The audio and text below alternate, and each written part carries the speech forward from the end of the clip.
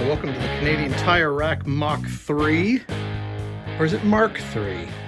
I don't know.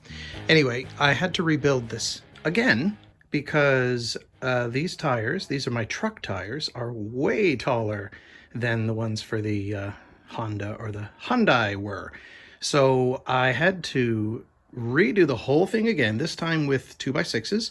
And I've used, I think these are number 12, so I got 10 of those per support, and the left side is supported by standing on boards that go down to the floor. So I think they call them like king studs or support studs, I don't know. But anyway, I'm using 3/16 lag bolts up top there, and I have support screws just to tie everything up tightly, but the lag bolts are the things actually taking the weight down here with these screws. There's 10 of them per side, and they're capable of supporting the weight because we're only talking a few £100, maybe 4 or 5.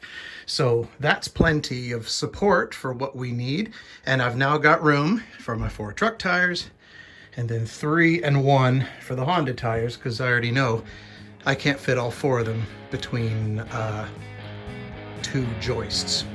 So here we are again, back in business with the tires in the shed as opposed to the garage.